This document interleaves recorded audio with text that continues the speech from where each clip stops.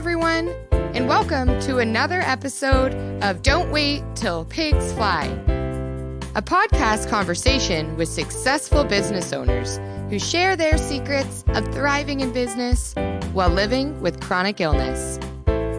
Here's Nancy Becker.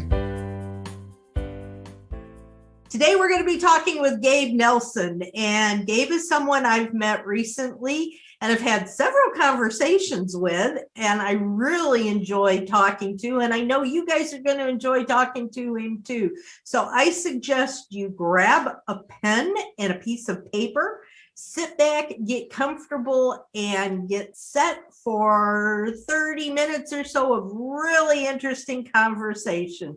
Is everybody ready? I know I am, and welcome, Gabe. Thank you, Nancy. I am really excited to be here with you and look forward to our conversation. I so do too. Gabe, tell us a little bit about who you are and why you're on this road to doing podcasts and sharing. What is it that you share with people, and why should we be interested? Well, first of all, I have to be safe and say I am a husband. I am a father. I am a retired triathlete. I did a whole bunch of Ironman triathlons in my day, and I could continue to go on and talk about that piece for a while. So if you ever want to dig into that, I'm happy to go there. But what brings me to you today is I own and operate an independent financial advisory firm. I also have a podcast, and the independent advisory firm is very originally called Gabe Nelson Financial Incorporated. I always get a kick out of that. People will ask me, what's the name of your business? Well, you ready? It's Gabe Nelson Financial Incorporated. And then I have a podcast. It's called Solopreneur Money. It launched kind of in the middle of the pandemic, April 15th of 2020, my podcast launched, and it's called Solopreneur Money. And the whole idea is to help solopreneurs master their finances so that they can create the life that they want. And that's what Gabe Nelson Financial Incorporated does, is I help solopreneurs master their finances and help them to give them the freedom to create the life that they want. So that is what it is that I do and why we're talking today. Silly question, but why in the world would an entrepreneur need to know anything about finances? Well, that is a great question. Why would an entrepreneur need to know anything about finances? Because frankly, that's what this is all about. All of us started a company for some reason. And when we start a company for a reason, we're generally looking for a couple of different things. Usually the biggest one is freedom. And the second thing is we want to control our destiny when it comes to money, is what has a tendency to happen. And so what I've found over the years is we need to know our finances so that we can then enjoy the life that we're trying to enjoy from working so stinking hard. Yeah. I think it's interesting because I absolutely agree with you. And I think the IRS definition of owning a business is something like having enough money to have profit. And I can't remember the exact word, but it's business and enough money to live on are synonymous with each other and should be.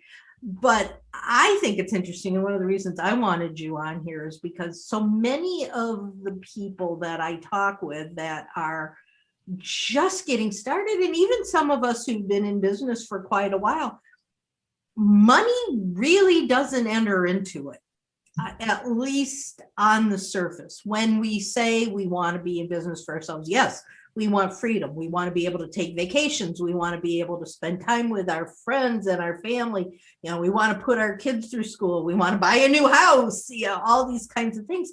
But the term money doesn't come into the vocabulary. And I think a lot of us need to switch our mindset up a little bit, because we can't do anything without having that money coming in. If we're running a business and we're not making money, we have a hobby. Am I right? Is correct? Is what I'm saying making sense? Well, it makes a lot of sense. Or we're running a really crappy nonprofit. Is But what even we're doing. nonprofits are supposed to have money. Exactly. They're still supposed to make money. And a lot of times entrepreneurs, solopreneurs, especially ones that get going all by themselves, they focus on the work. And a lot of times we don't know how much we really should be charging so that we can be profitable. And then what happens is we're working like crazy, but then we look up 1 year, 2 years, 3 years down the road and we go, holy crap, I've been working for harder than I ever have for the last 3 years. I don't have anything to show for it. How come? Well, there's a lot of reasons for the how come. A lot of times we make that step over from being our own boss, an employee for someone into our own boss.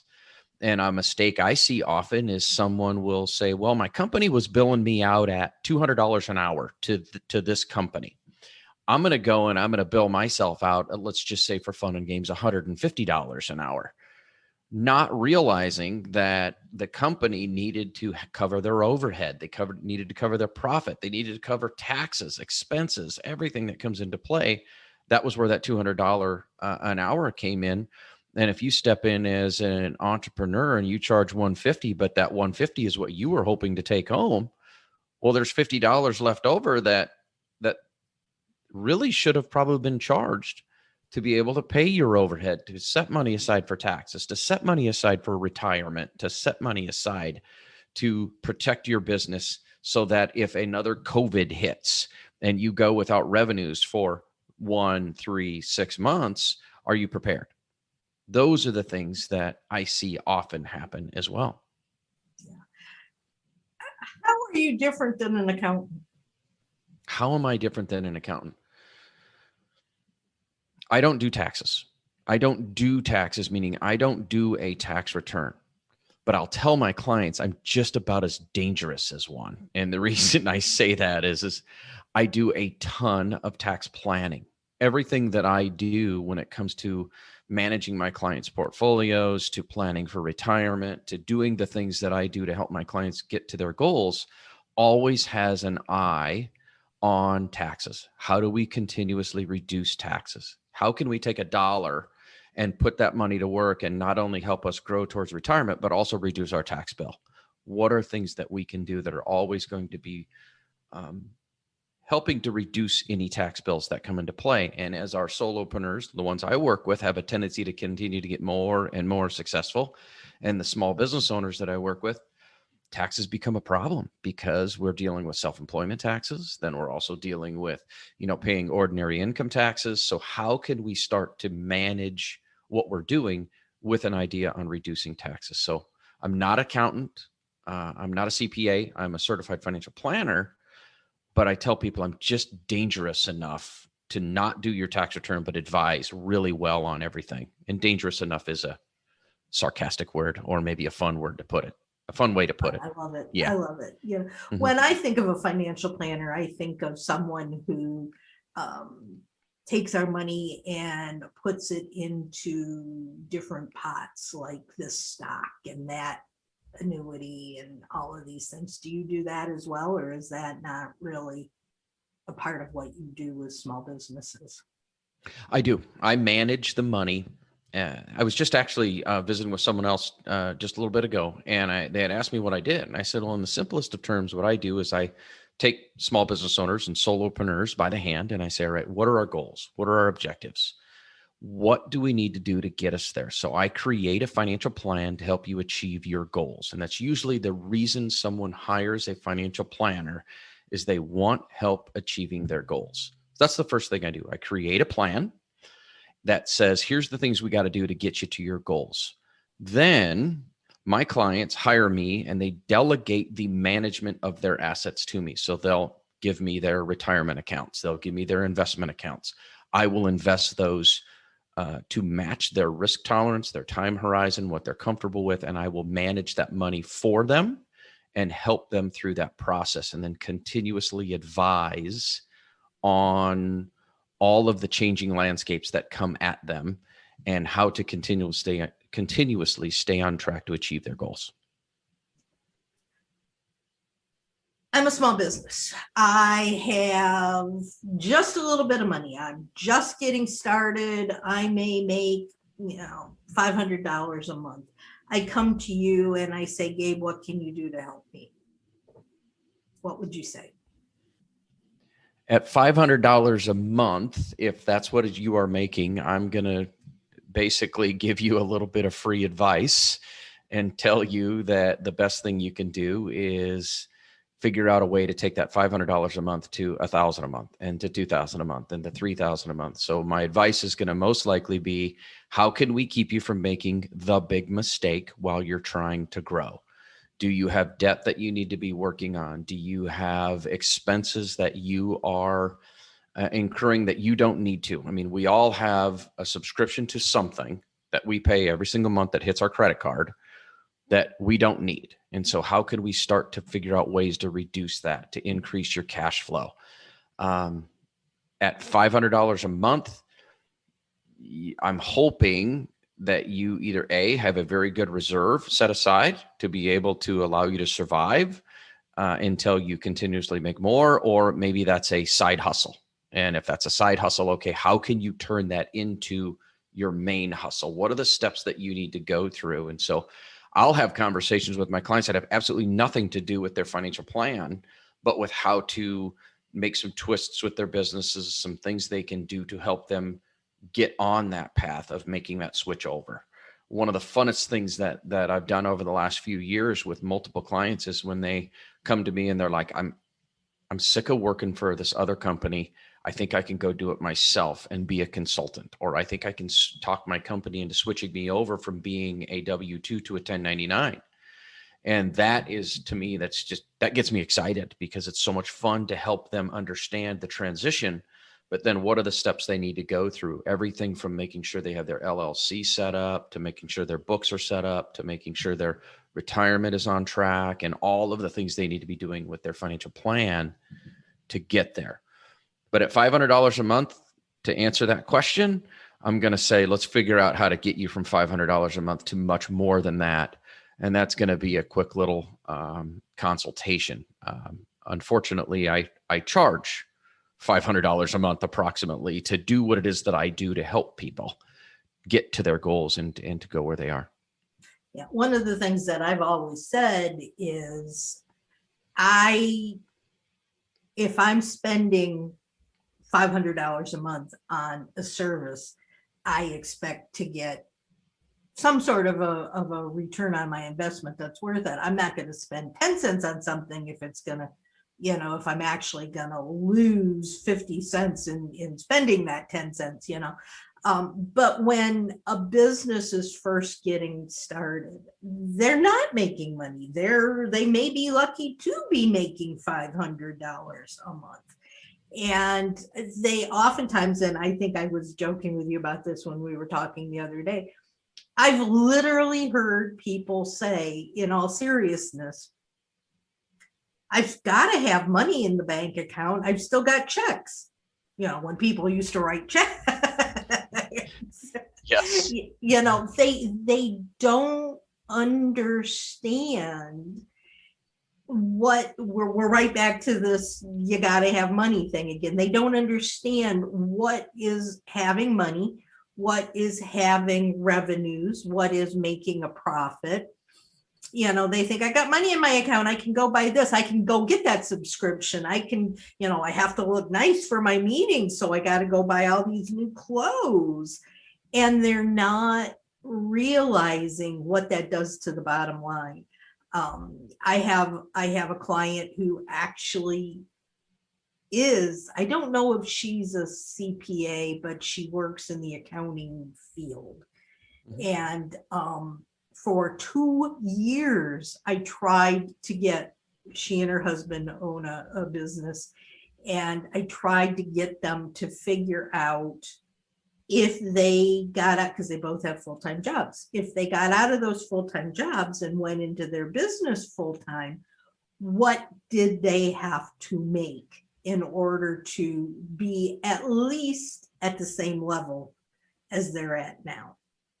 And I said, you've got to add in all your taxes. You got to add in your medical. You got to add in everything that your business takes care of for you that you're then going to be having to take care of yourself. And I couldn't get them to do that. All they wanted to talk about was, I want to get out of my day job and do this full time. And I'm saying, what do you need to do that? Well, I just need to quit. No. So what do you tell somebody who's thinking about starting a business? I tell them exactly what you just did. What you were trying to tell your clients. I tell them, okay, let's sit down. Let's get an understanding of what it is that you need to live every single month. How much does it cost to pay all of your bills to live? And I always, in my client meetings, I ask it like this: Nancy, if I had to write you a check today to pay your next month's bills, how much would that be? Just off the top of your head. You're going to give me a number. It might be $3,000. It might be $5,000. It might be $10,000. But then I'm going to know what you need to live every month.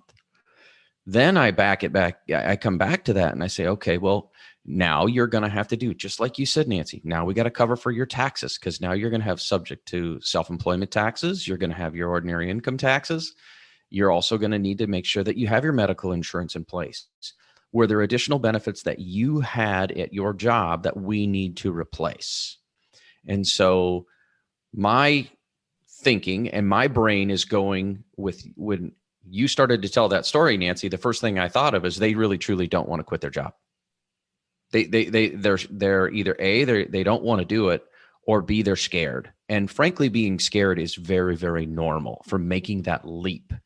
Not everybody can make that leap, but being scared is one thing, but being willing to do the work to understand whether you can make that change is a whole nother level of thinking that maybe they weren't ready for yet. So I would go through the process of, how much do you need to live? All right, we can figure that piece out. How much are the taxes going to be? We can get an estimate of that. What's the benefits going to cost you to replace your health insurance or go on COBRA for a bit? And did you have life insurance? Did you have retirement? All those things that we need to make sure we account for. And then let's take a look at your business. What kind of revenues has your business, this side business, been producing for the last 1 year, for 2 years in your case? And what do we think it could do if in fact you did go full time? Do we think it could double? Do we think it could triple? But then the other thing that I would ask them to do is I would ask them to get 3 to 6 months for sure, preferably a year, of those living expenses set aside so that they can make the transition and not freak out. Like when financial advisors go on their own, the standard is have 3 years of revenue set aside, because if you're going to go start a firm and you're going to get going and you're going to do it right, you may not get paid for the first 3 years. So you better be ready to handle that. Now, I didn't do that. I decided in the middle of May that I was going to go start my own firm. Now we had reserves set aside, but we didn't have 3 years of reserves set aside. I just finally got sick of the company I was working with, went home, and I looked at Melissa, my wife, and I said, you know what? I've had enough of this. I'm going to go start my own firm. And I explained it, kind of gave her a roadmap. She's like, all right, go get it done. 3 months later, I had my firm set up and ready to go. And then the financial crisis hit. And so 2008, August 1st of 08 was day one. And I think it was 45 days later, Lehman went bankrupt and the market dropped like crazy. And I watched my revenues go down like crazy. I survived, but I would urge people to learn from that mistake that I made. Is I didn't have even 1 year's of revenue set aside to protect us. And so what I would advise them to do in that instance is make sure they've got the safety net set aside. 6 months, absolute minimum, 12 months better, 3 years even better, so that when they make that transition to their own company, they can do it with as little stress as possible. So now they can focus on the business rather than freaking out and worrying about what clients are going to come on, because every one of us has done it. Every one of us small business owner that's listening, when you're freaking out about revenues, what do? You take whatever clients you can possibly get. They may be pains in the butt. I call them pitas. They may be unprofitable, which then really, is it worth doing all the work if they're not even profitable? There's all kinds of things that can come about in the bad way for your business when you're putting on clients that you shouldn't be putting on. Growing a successful business is hard enough, but trying to do it while adjusting to a new challenge, like a chronic illness, can definitely derail the best of us. Nancy understands. She has been there, done that. With 30 years of success, she knows the necessary business hacks to increase your income and relieve the day-to-day stress of running a business, all while living in an uncooperative body. Nancy can help you. Connect with her today through the links in the show notes so you can see your business soar higher. And that is so true. And it doesn't end as you get bigger and as you get more successful. I'm starting a program right now, and I've got this one person that keeps coming back to me, and she keeps saying, I want to be a part of your program. I want to be a part of your program. I'll send her the link. I'll send her, all you have to do to sign up is this. I've given her free advice, and, which I never should have done, but I believe in giving, anyway, whether they're your client or not. And then you don't hear from her for weeks and weeks and weeks. And then all of a sudden there she is back again. And I'm going, well, I really need to have so many people in this new program in order to kick the program off. I'm just going to. And then I went, you know what? I don't need that $175 a month that I'm going to be getting from her, because it's just not worth it. And I finally sent her a message and said, look, I'm giving you one last opportunity, join now, or the price is going up at the end of May, and it's going up significantly. And, that's it. This is your last, your last time that I'm offering this to you at this price. If she comes back, at least I'll be getting a whole lot more money. But you have to be able to cut your losses, because they're really not always losses. I'm going, I don't want her for a client anyway. Oh yeah. Yeah. There's a coaching program that I'm involved in for financial advisors, and the lead coach talks about a 3-strike rule. All right. First time. Okay, fine. I understand. 3 strikes, meaning, all right, I followed up with you 3 times. At the end of the 3 times, I'm done following up.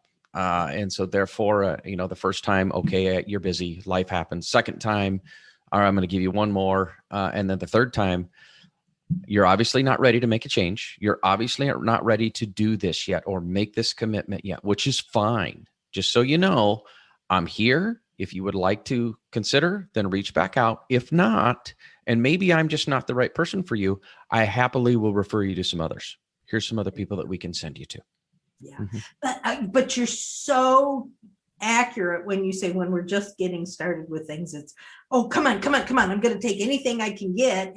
And then you sit and you turn to your friends and your mentors and your coaches and you go, why did I do that? And all you ever do is complain, because you were so scared about not having enough money that you just were, vacuuming anything and everything up that you could get. So we do need to really put something in place. That I like the 3 strikes rule. I think that really makes a lot of sense. I am going to jump now to a little bit of a different topic. We've been talking about people who want to start businesses, people who are just starting out. I would be remiss, since my podcast is all about people who are successful but have had challenges come up. So I need to talk about that a little bit. And hopefully, if you're an established, successful business, you've got some of these finances that in savings or whatever. But say you're working along, you have a successful business, and then something happens. Like me, I didn't plan on getting hit by a car. I didn't plan on not working for 3 years after the accident, and everything I had went right down the tubes because I wasn't working. Not only did I lose all of my financial backing, but I lost a lot in emotions. I lost a lot in health. And I know other people who have been in the same circumstances. And now we may, because we were self-employed, we may not have had health insurance. We may not have had a lot of benefits because we were self-employed. What do you tell people like that who are now trying to get back up and get going again a second time? Same thing, something different. How do they take care of themselves? How do they take care of their medical issues, while trying to earn a living and actually make some money? Let me make sure I understand the question, just to be safe. So not prior to the accident, let's say in your case, but post-accident. That's the question. Mm-hmm. Okay. First thing that I would tell is, first of all, and I'm going to be blunt with this. Let's keep you alive first. Let's get you healthy, and then let's start building forward in baby steps. And so what is the first thing that we need to do to get you back going again? And so if that was the case, have an accident, we're out of work for a few years, we're trying to rebuild our situation, is okay, what can you do to start to create a revenue stream that comes into your business? And so are there additional things you can do? Meaning, can you create a course? Can you create a mastermind? Can you create something that automatically starts to then bring in revenues so that you are getting the benefit of your website working for you 24 hours a day versus you having to work 24 hours a day? Because if you were out of work for a while, there's a good chance that your energy may not be there to work the hours that you did prior to, let's say, an accident. And you and I had that conversation before. There's limitations to the amount of time that you can work that allows you to go, okay, what can I do to be strategic about where I'm at? So let's say we get the income stream turning on. Once we have the income stream turning on, now it's time to rebuild. And I treat financial planning very, very simply. First thing we got to do is we got to get you some cash. We got to get emergency savings built up. Let's start with 1 month. Let's work ourselves up to 6 months. I like getting my solopreneurs closer to 12 months because when things like COVID hit, it doesn't hurt so bad. Now, the next step we go to is we start working our way through the financial planning spectrum. And so we have our cash taken care of. Now, can we start getting money set aside for our retirement? Can we start to allocate resources to make sure that our life insurance is kept up to date? Can we make sure that we have resources allocated to cover for our health insurance? Now, someone coming off of a traumatic injury might then qualify for Social Security disability income insurance. They might get that type of a benefit if they didn't have disability income insurance before. That's one of the things that I talk to my solopreneur clients about, the ones that are able to afford it, is let's look at getting you some disability income insurance in place, because frankly, the likelihood of a disabling event happening is much greater than a death event for most of us. And therefore, we start looking at that.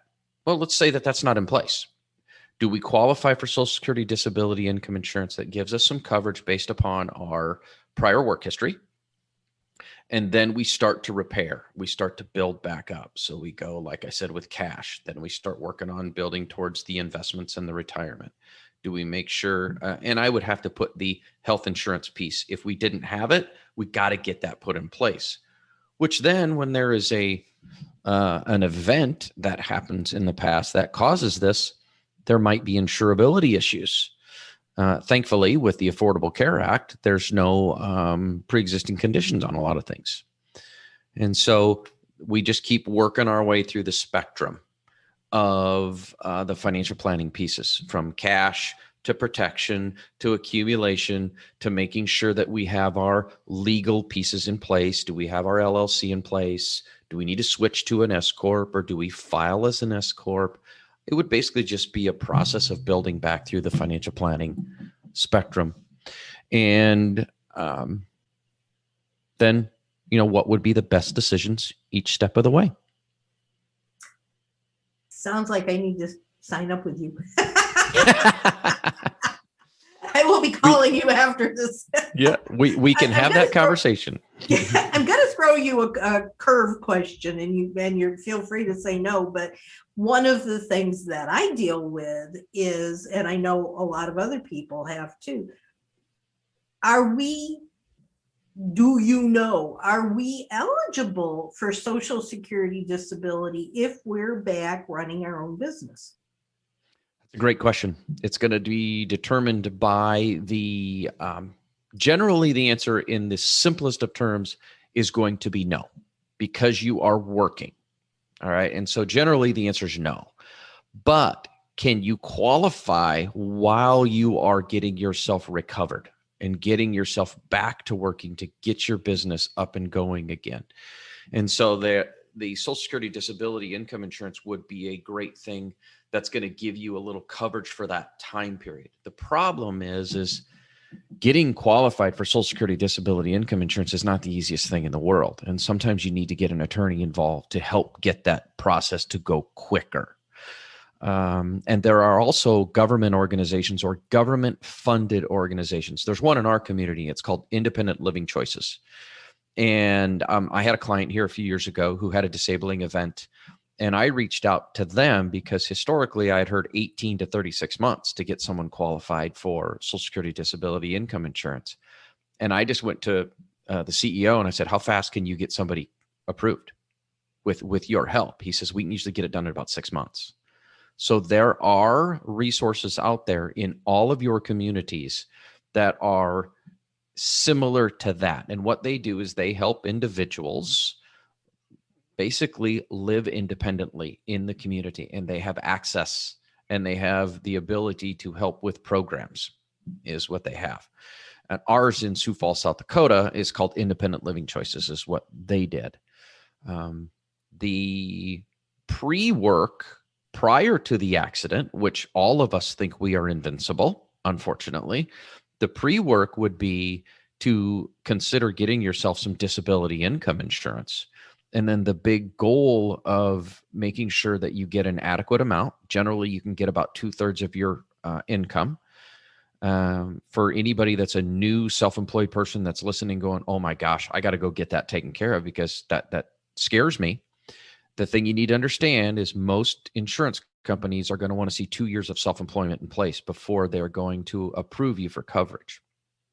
But the biggest piece of advice I tell anybody that ever looks at disability income insurance is you want to look for what's called an own occupation definition of disability.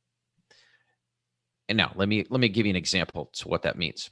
So I have a client of mine who I tell the story on my podcast. I got a phone call on a Friday afternoon, and we'll call the husband Paul.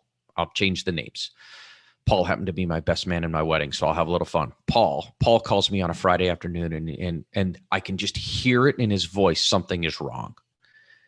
And he's like, I'm like, hey, Paul, how you doing? And he says to me, he says, Kelly's got cancer. Like, oh, okay. And he says, it's not good. I said, okay. And I said, help me understand. He goes, I'm pretty sure she's going to need to lose her arm to take care of this. I'm like, okay, just so you know, let me take a few minutes on Monday morning. I'm going to look over everything. I'll get back to you and let you know kind of financial plan piece, but I'm 99.9% sure you guys are fine. Even if something happens to Kelly, I know you're going to be okay financially, but I also know that you have a disability income insurance policy in place. Now, if in fact she did lose her arm, she would not be able to continue her work as a medical professional. I mean, she wouldn't be able to continue to do what she did, but she could go teach. And so she could go into once she was recovered, she could go teach. And so what I had told Paul and Kelly is that, all right, well, if in fact this does happen and you do lose the use of this arm because it is going to need to be amputated to protect your life from the cancer, you're no longer going to be able to do what you're going to do, but your income is going to continue through the disability income insurance policy that you purchased. But let's just say for fun and games, after you're recovered, you go and you start teaching, or you go into management, or you go in to do something different than what you were doing before. Not only will you get the salary from the new position, your benefits continue because you are no longer able to perform the substantial material duties of what you were doing before. So let's just say a solopreneur ended up, or one of your business owners ended up getting a disability income insurance, and they couldn't do what they were doing, but they could pivot to something else.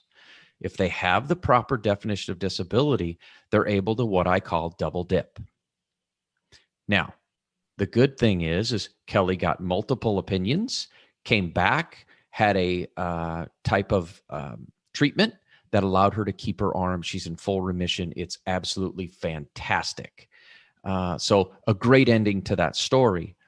The good thing is they were already protected. They knew they were going to be okay financially regardless. And that's the beauty of planning of all of that through. So I hope that answers the question of that. Yeah, it does. Absolutely. I've had, but this hindsight is always 2020, right? When I applied for Social Security disability, and it was quite a while ago, I was told as long as I could lay in bed and sell light bulbs, I was not qualified for disability. And I took it as God's truth and never went any farther with anything. Now it's probably too late for me to try to do anything about it, but I don't want those kinds of things to happen to other people. So it's good to hear that, if you have the right backing, you may be able to have a better outcome than selling light bulbs from bed. Exactly. Yes, exactly. I tell you. Well, we have actually reached the end of our time. I can't believe it. It went so fast. What have we not talked about that you really feel like you need to share with us? The thing that comes to mind based on our conversation, we've talked about making sure you choose the right type of clients. We've talked about making sure that you are planning things out in your business as well as your life to do what you need to do. And we even, talked about making sure that you build up some adequate savings and making sure you're on track to achieving your goals and then having some protections in place. The biggest thing that I'd like your small business owner listeners to take away is think about the type of life you want to live and how can you have your business support that? Too many of us spend our whole entire lives working. And then we look back and go, what the heck did I just do? I worked like crazy, but I didn't have any fun along the way. And I'm reminded of the farmers that retire, they sit in the chair and then they die. And so what I would say to your listeners is take the time to smell the roses along the way. Figure out how to have this business support your life so that your life is great as you go along through this, because frankly, it's kind of boring to not have some fun as you go along. And so my big thing is think about how your business can support your life and then put the steps in place for your business as well as your financial planning to allow you to have the peace of mind to enjoy life and to take the time to smell the roses and have a great life. I'm not saying don't work hard. I'm just saying work smart, but figure out a way to have the business support your life. That's the big thing I'd like to take away. Yeah, I love it. It's so much better to have your business support your life than have your life support your business. Yes. So thank you so much, Gabe. This has just been an absolutely wonderful talk today. I hope everybody took tons of notes. I know I did. And I'm going to be checking into some of these things as soon as we're off this call. And if you want to have any more questions answered, would you be open to having somebody send you a message and talking to them? Oh, of course. Of course. I'm always willing to share information and to take calls. The best thing to do is go to my website. Go to gabenelsonfinancial.com, click on the Start Here button, and it just walks you through everything. And there's even a contact us where you can say, hey, I'd like to schedule a 15-minute call with Gabe. And my assistant, Christina, will get you dialed in and we'll take some time and go through and answer whatever questions you have. You can check me out on my podcast. Podcast is Solopreneur Money on wherever you like to listen to podcasts. And the other place that I'm pretty active in social media would be LinkedIn. That's the other place that you can find me. But the best, just go to gabenelsonfinancial.com, click on the Start Here button or the Contact Us, and Christina will get you on a phone call or a Zoom call, and I'll gladly answer any questions to help you get on the right path. Wonderful. Thank you so much. Hey guys, this has been an incredible conversation today. You can hear this on Thursdays at 5 p.m. Eastern. Our podcast goes live, and there will be more wonderful presenters in the future. If you know of someone that you think would be a good guest, let me know. If you have ideas for conversations that we can have, let me know that too. And until next time, get out there, be productive, and soar higher. Take care, everybody, and we'll talk again super soon. Bye-bye, y'all.